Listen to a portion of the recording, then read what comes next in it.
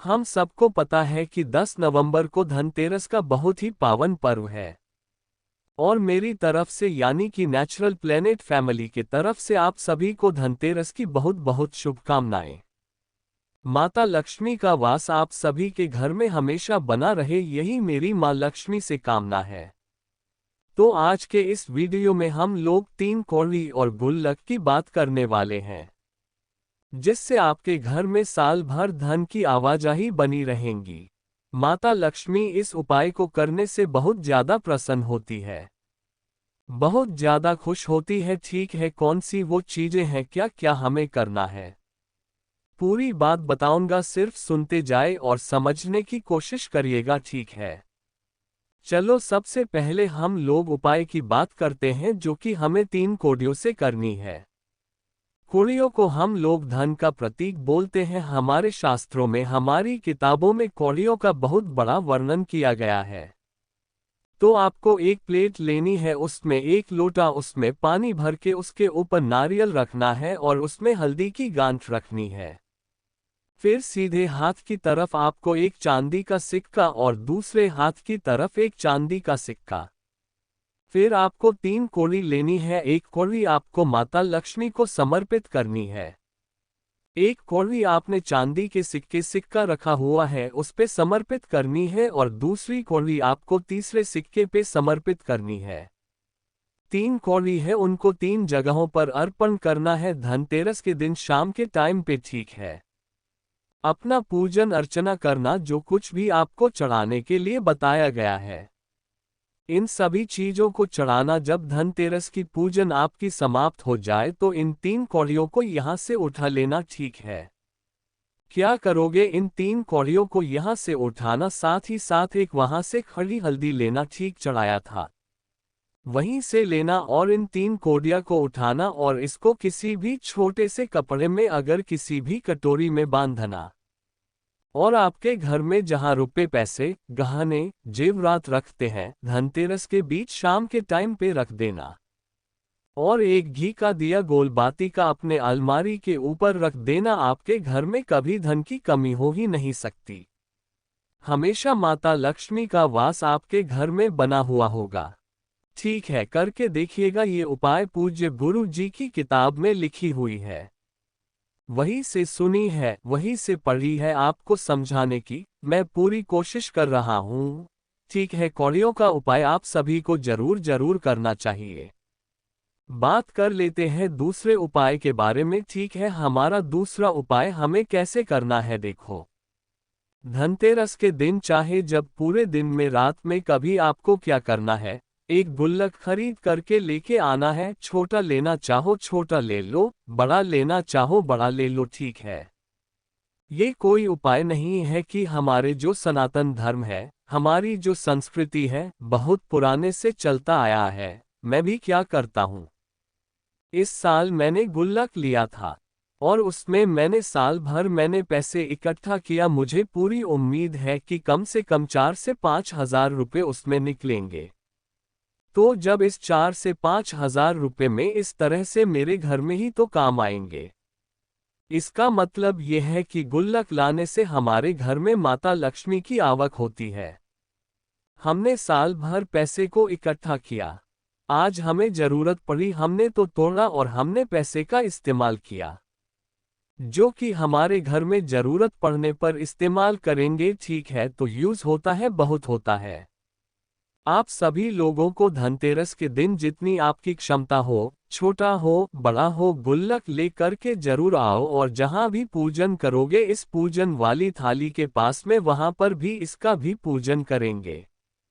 कोशिश करेंगे एक स्वस्तिक आपको इस पर बना देना है, और बनाने के बाद आप इसको पैसे से साल भर भरकर इकट्ठा करो। अगले धनतेरस को आपको खुद पता चलेगा कि आपकी अर्निंग पहले कितनी थी और इसको लाने के बाद आपके घर की इनकम कितनी ज्यादा हो गई है। बहुत इफेक्टिव होता है। अब यहाँ पर एक छोटे से रिक्वेस्ट करना चाहूँगा कि चाहे आप कुछ भी खरीद रहे हो या फिर आप कोई भी दीपक खरीद रहे हो मिट्टी का, वो सीधा कुम्हार से खरीदेंगे। ये मैंने 2-3 वीडियो में बोल रखा है। फिर आपसे हाथ जोड़कर की विनती कर रहा हूँ, क्योंकि आपको किसी को खुश करना है। आप खुद को खुश करोगे, कभी कुछ नहीं कर पाओगे।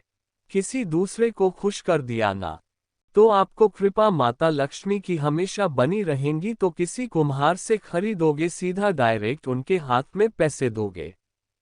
दीपक खरीदना और वहीं से खरीद लेना, ठीक है? तो आपको पता चलेगा उसकी जो प्यारे से स्माइल होगी ना, आपकी लाख रुपये से कहीं ज्यादा अच्छी होगी। और किसी की दिवाली भी बहुत अच्छी हो जाएगी, ठीक है? क्योंकि जो शॉप वाले होते हैं, दुकान वाले होते हैं ना, ये दीपक कहाँ से खरीदते हैं? बाहर कहीं से खरीदते हैं, लेकिन वहां सस्ते रेट में खरीद के लेके चले आते हैं और इन बेचारे को बहुत नुकसान होता है, ठीक है? तो आपको ये नुकसान इस बार नहीं होने देना है, सीधा कुमार के हाथों से चीजों को खरीदना, ठीक है? चलो, तो दो उपाय की हमने बात कर ली है। इसी धनतेरस पर बात करते हैं हम लोग अपने तीसरे उपाय की।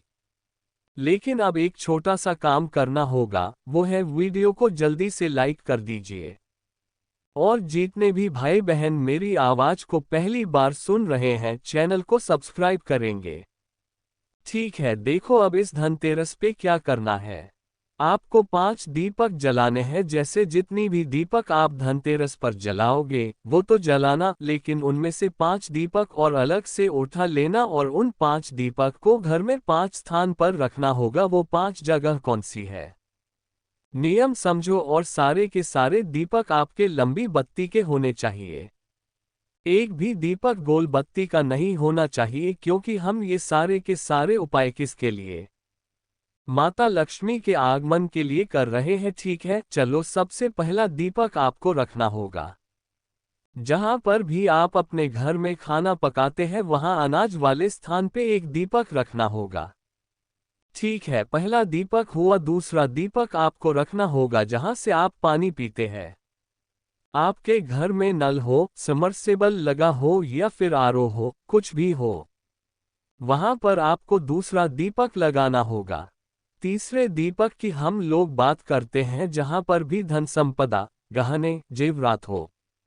उस अलमारी के पास में या फिर उस अलमारी के ऊपर कहीं पे भी आप उस तीसरा दीपक रखना होगा। जो चौथा दीपक आपको लगाना होगा, वो चौथा दीपक आपको रखना होगा अपने छत के बीचों बीच में। जैसे मान लीजिए आपका छत है, तो आपके छत के बीचों बीच में चौथा दीपक लगाना होगा।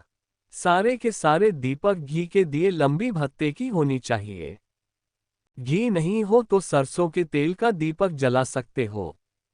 ठीक है, 4 दीपक हो गए। अब जो 5वां दीपक है, कार्तिक का महीना चल रहा है, माता तुलसी को भी हमें खुश करना है। तो 5वां दीपक गोल बत्ती का लगाओगे, 4 लंबी बत्ती के। और जो 5वां दीपक माता तुलसी को लगानी है वहां पे गोल बनती है, क्योंकि माता तुलसी को जब भी दीपक लगाया जाता है हमेशा गोल बत्ती का ही लगाया जाता है। लंबी बत्ती का प्रमाण माता तुलसी के सामने नहीं है, बाकी किसी भी देवी के आगे अगर आप कोई भी दीपक लगाते हो तो वहां पे आपको लंबी बत्ती लगाना चाहिए। बट माता तुलसी के सामने गोल बत्ती का दिया लगाना चाहिए। धनतेरस तिथि पे जो भी व्यक्ति 5 जगहों पर दीपक रख देता है, उनके घर में माता लक्ष्मी की आवक हमेशा बनी होती है। कभी भी उनके घर में धन संपदा की कोई भी कमी नहीं होती। समझ में आई बात मेरी? चलो, यहाँ पे हम सभी लोगों ने 3 उपायों की बात कर ली। एक और उपाय की बात करते हैं जो कि इस वीडियो का आखिरी उपाय और चौथा उपाय है, जिससे हमारे घर में कुबेर भगवान का जो निवास हो वो हमेशा बना रहे हैं। ठीक है, आपको क्या करना है?